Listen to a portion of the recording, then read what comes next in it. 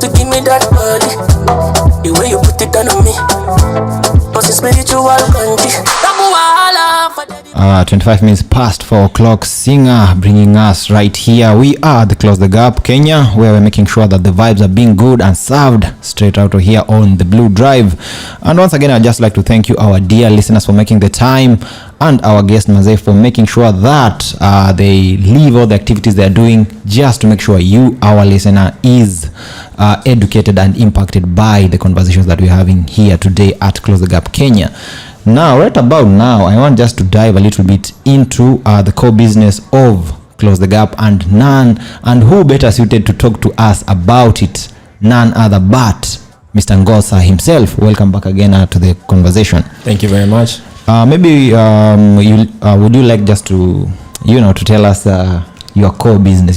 Someone could be listening in and maybe they could have not, or they're joining in right now, and they have not understood, like who are these guys at Close the Gap? What is their main business? No problem. I would say that overall vision as an organization, right, is to close the gap. It's in the name by bridging the digital divide. Okay. Right. How we do this mainly is by trying to bring down the cost of ICT assets, mainly computers, specifically desktops, laptops, any type of hardware equipment that you might need, and lowering the price so that it's available to people, especially in the developing world, in our country, etc., who usually would not be able to afford such a new device, right? And ultimately our goal being, given that everybody's always talking about the digital economy, you need to get into the digital economy. It's impossible to do that if you don't have a device to do that in, right? Because you can't afford it. There's a lot of young people who go to school learning computer science. They don't have a computer, right? How are you going to compete with the rest of the world if that thing that you need to connect is unattainable because of the price point? I would say that's our core business. We have many subsidiary businesses, as you can see.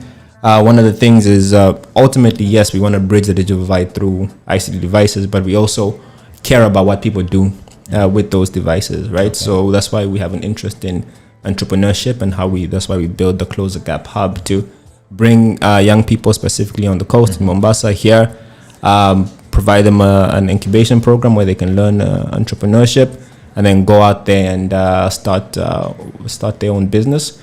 Blue Radio and Galactics Media was one of the people that came through our program, and now look at what they're doing. Obviously, a lot of that is due to their own entrepreneurial spirit, naturally, but then what we do is we try to bring those things together, the vision, the energy, the passion, and try to put that together with a plan, and then saying, hey, let's go out and do this thing. Before any idea is actualized, there has to be someone who is driving the vision behind it. Maybe can you tell us a little bit about your founders and your partners? Yeah, sure. Our founder is Mr. Olivier van den Einde. He founded Close the Gap as a company about 15 years ago in Belgium. Wow. Back in the day, what they used to mainly do was they used to ship ICT devices here, right? So still the same concept, reduce the cost of ICT devices, but we didn't have a physical presence. I think about 3-4 years ago, him and his wife, I think you interviewed her earlier this morning, decided that, well, we want to, if we are professing to say that Africa is where we want to be, and this is where we feel like we can make the most impact and the most change, let's actually come here and physically do it. So then they came down here in 2019 and physically founded Close the Gap. Chose Mombasa specifically, mainly because we thought, well, okay,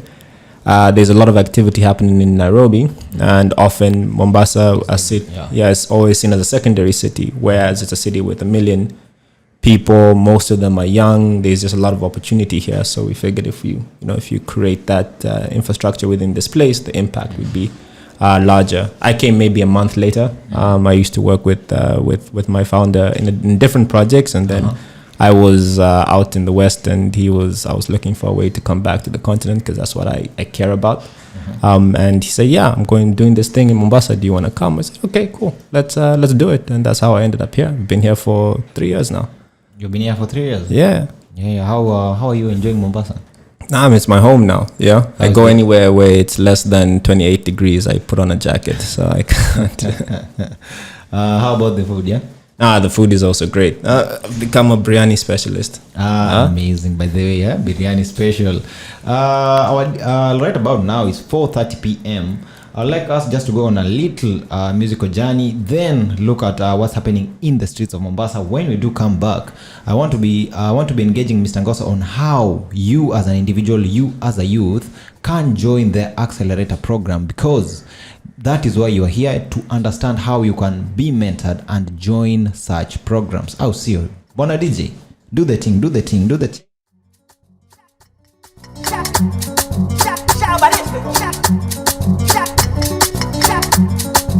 DJ Bobby. You're listening to Blue Radio. We are just having a conversation with Mr. Ngosa about everything to do with startups and how you can join those spaces, because there are a lot of opportunities for you out there as a young person and as any individual who wants to grow their business. Now, before we just go back to this conversation, there is something I would like just to ask. Yeah, are you a football fan? I am a football fan. Which team? The right team. There's only one right team, boss. Only one right team. Okay. We're going through a tough spell right now, but we're getting better. Manchester United. That's the team. That's the team, my guy. Okay, well, go on. Now, apparently, Liverpool forward Roberto Firmino. Yeah, you know him, yeah. Yeah. He was pictured in a church, yeah, preaching, yeah. It was really interesting, yeah. The images are circulating, and it was really interesting because every time he scores, you'll see him with the hands up, yeah. Yes. Pointing to heavens and acknowledging the work, yeah. Definitely. I mean, he needs a lot of it right now. He needs a lot of it, yeah. Very, very true. Now, we are here at Close the Gap, and I understand that you guys help guys with great ideas take these ideas to the next level. Yeah. How does one start to come into the program? How do I join? Let's say I have an idea, I have my team, and we have this great idea, and we want to join the program. How does one achieve this, and how does one start to?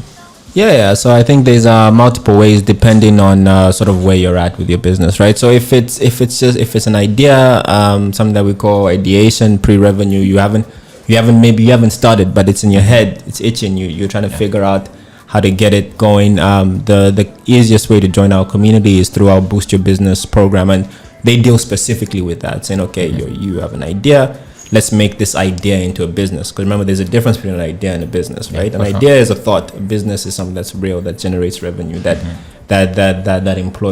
employs people.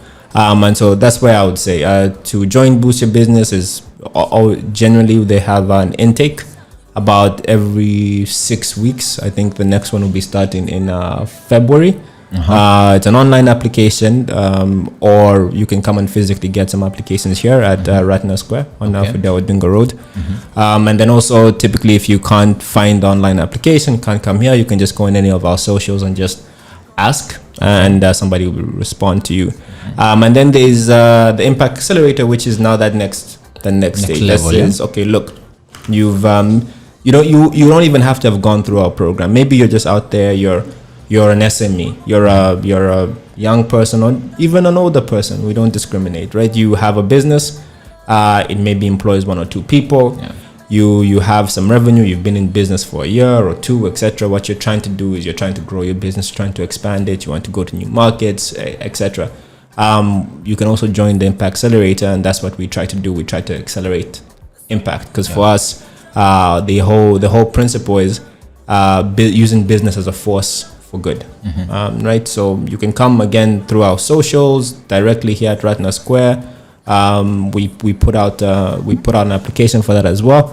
You can join the Impact Accelerator, and sometimes if you really are out there already making waves, we'll find you, because we do. You also seek them out. Yeah, we seek them out. We do active pipeline building, let's say, because then as well, right? We are looking for we're looking to match businesses with investors, right? So it's a chicken and egg thing where you say, look, you can't find investors if you have no businesses, right? But if there's no businesses, there's no investors, and vice versa. So we go out there and we look for really viable businesses as well, and say, okay, how can we help take you to the next level so that you are prepared to have that conversation with that investor, and then ultimately then it's up to you. It's a win-win, and it's up to you. And in the end of the day, we'll put you in front of that investor, and it's it's like Shark Tank but a little bit more chilled.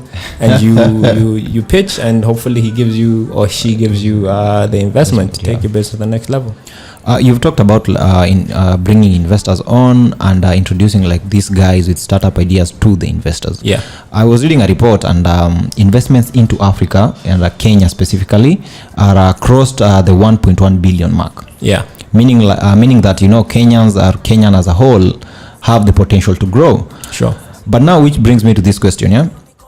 You are the guy between now the startup and the investor, meaning you have to like oversee this relationship. Sure. How do you ensure that the startup and the investor, like, everyone's end goal is achieved at the end of the day? Yeah, I mean, that's our main job, right? Typically, we're defined and we're called investment facilitators. And our goal is to understand what the investor is trying to get out of this business and out of this investment, and also trying to understand what the startup is trying to achieve. Okay.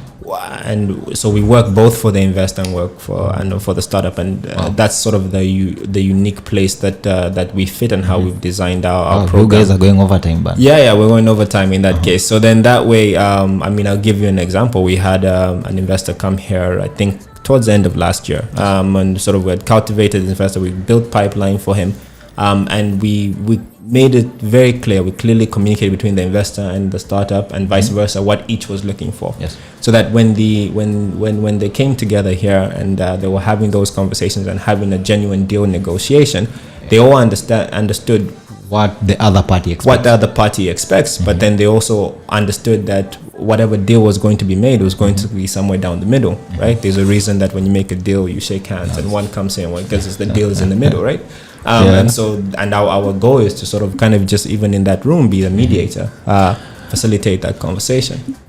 Also there is the importance of like because you guys are ensuring that Ian and his business gets the money. Yes. Yeah. Now, do you like offer the entrepreneurs and these startups financial knowledge, because you are giving someone income, you're giving someone seed money, you're giving someone capital? Yes. Do you like offer them financial literacy or financial education? Yes, so that's one of the, I think, unique parts of our program is, so if you get an investment facilitated through us, yes. The first thing that we do is we put you on an accounting system, right? The accounting system that we use even as a company, so something that we live by, right? We have a resident accountant in the Impact Accelerator that is dedicated to all of the startups that we invest in. Okay. So you basically get an accountant once you join the program, and now you're having conversations with your accountant, and their goal is to make you accountable in that sense, because again, you've been given this money. You have to then report how this money has been used. You also have to make sure, not necessarily even just to showcase, but if you're growing, right, you as a business want to know that you're growing. Yeah. If you're spending, you want to know where you're spending, so that you can then make the right decisions. And I think that's one of the things about financial information that we try to teach a lot of our businesses. Financial information shouldn't be scary. If you are accountable, what that's going to allow you to do is have the knowledge to be able to make better decisions on how you're gonna grow your business, and then also in the future be able to generate more investment and then grow and keep growing. Amazing. Before we go on this break, there is this question I have observed.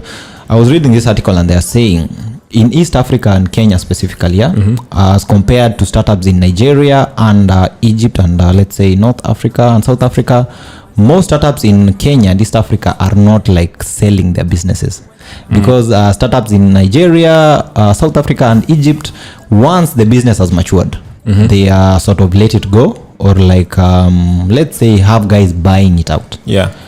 Maybe being in the field as long as you've been, and specifically right here in Kenya. Maybe can you shed some light on why is it like guys here are not like buying into it? Yeah, I mean, it's a good question. And one of it is just, I think the answer is really timing and infrastructure. And so when I say timing and infrastructure, I mean, if you start a business, there's really two main ways to exit that business. And exit is selling, right? is one, you find somebody else that's willing to buy out your stake at a higher price than what you've invested in the business, right? So that means that your business has grown so much that you attract investor X, and investor X says, hey, I like what you're doing. You have 80% of this company. I want to buy 60% of it. You can even keep the 30, and for that 60% you make bank, right? Because your business grown, and then that guy will take it to the next level. The other option is usually you exit when you go public, right? So this would be going public on the Nairobi Stock Exchange in that sense. And there's just for you to get to that level of revenue, to be able to go public, it's just not a lot of businesses have reached that capacity or that stage to be able to get there. And sometimes when they do, they don't want to do it, and the reason that they don't want to do it is once you become a public company, the scrutiny is even more, right? Because now you have public shareholders. So I think that's one of the things, whereas the other markets have a more mature stock exchange, they have had a longer history of this. South Africa, for example, has the longest history of it. So it will get there, I believe, over time. Eventually, businesses will become too big for the founder to want to completely own it and never sell. Maybe liquidate, yeah. Okay, right about now it's 48 minutes past 4 o'clock. We're going to go on a little musical journey break. When we do come back, we want to be talking about culture, because at every company, at every startup, there is a specific culture right there. And today we want to engage on what is the culture at Close the Gap. Please do stay with us. We are going on this short break. When we come back, I have some interesting news for you guys. Kuna wale wengine wenyu mnataka kwenda UK, you want to be going there to do some drilling and what not. I have some good news for you. Stay tuned and keep it the Blue Drive. You're listening to Blue Radio, bringing the vibe. Nataka tu niwakumbushe, when you guys were transitioning from class 3 to class 4, kulikuwa na hii kitu ambayo unaambiwa sasa kuanzia saa hii you'll start writing with the biro pen and not the pencil. Najua hapo hivyo wengine wenyu mlikuwa mshapata a lot of kiburi, a lot of arrogance. Tafadhali, those were some very very good times. I just want to ask my guest kama where he learned they did the same. In Kenya, when between grade 1 and grade 3, you do like all your schoolwork with a pencil. Sure. But now when you get to grade 4, you start having like the biro pen. Yeah. So guys in class 4 will be like the big boys. The big boys with the pens. Because you've left the pencil, now you've transitioned to the biro pen. You could be on break and you find someone has like all the colors with them. Very crazy. One sentence with a black pen, the next with a blue pen. Crazy times. Anyway, that is the culture that we have here in Kenya, but right about now we want to talk about the culture that is Close the Gap. Maybe you can indulge us, what is your culture? Yeah, I mean, I think it's a good question.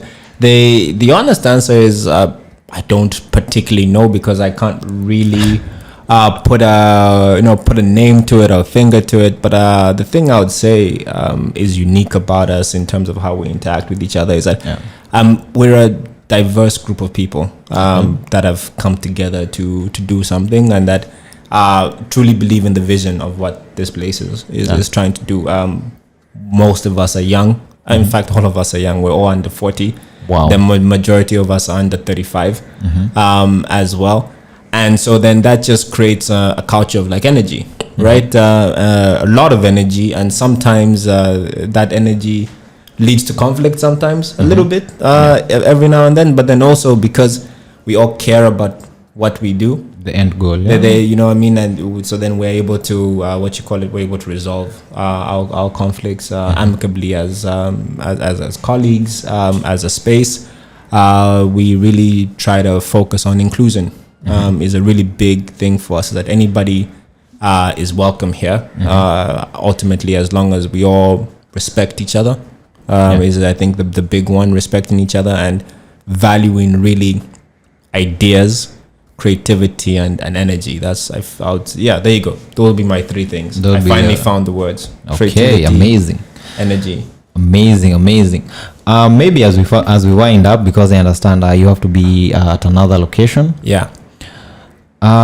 You are like the guy holding the book with the playbook, huh? You know, you watch NBA. Yeah, there's always the coach with the playbook. He knows this player is going to be at that position at that time to do a certain thing. Yeah.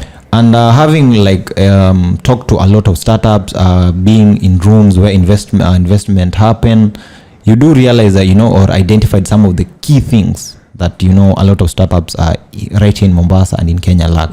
Maybe in a few words, you know, can you like explain to us what they are and how guys, you know, who are planning to come into the program can sort of like tackle these challenges so that when they do come in, they are, you know, they are not at zero, but at a better position.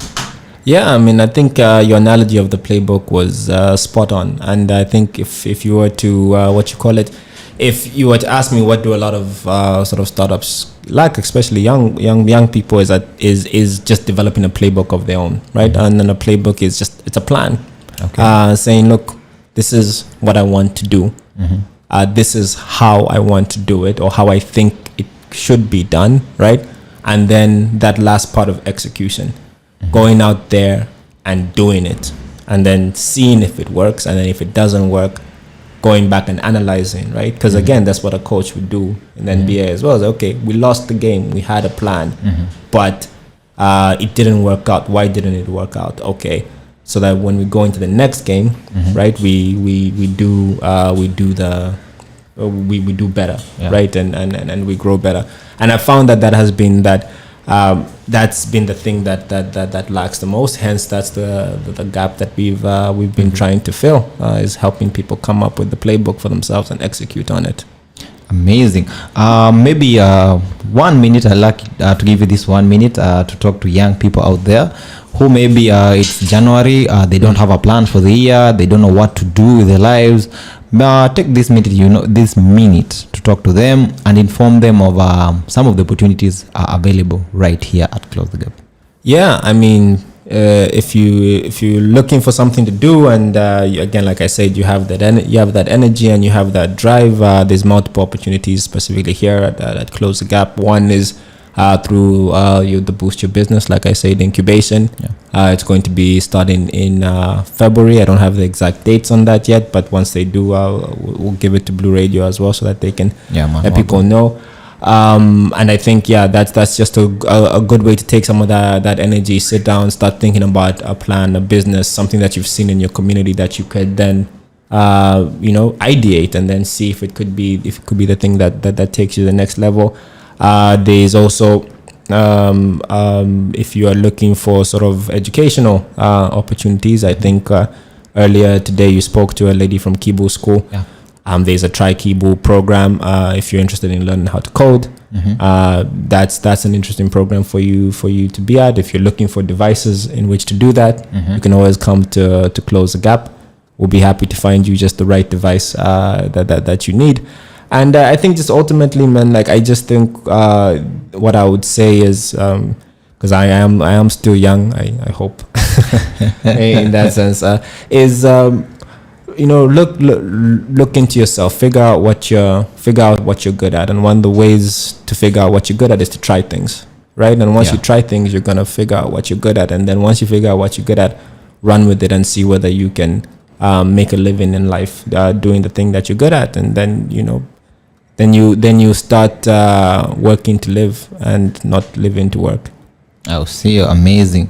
As you heard Mr. Ngosa saying, please fail upwards. Try as much as you can, fail as much as possible, because the more you do, the more you'll find that thing that works for you and your team. If you have any questions, please you can forward them through our social pages at Blue Radio KE, and we will definitely make sure that we get back to you. And please, you can come to Ratna Square here at Nyali if you want to start your programs, if you want to join the courses, because these classes are free. Yes.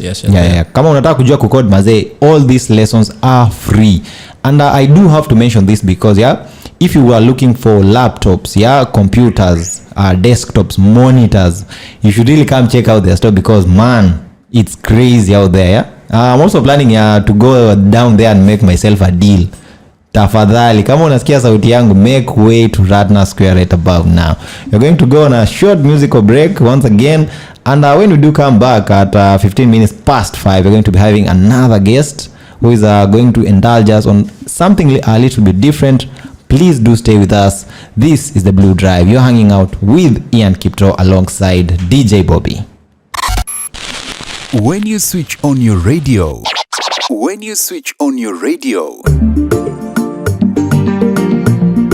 it's pure vibes. Make no mistake. This is Blue Radio. Bringing the vibe.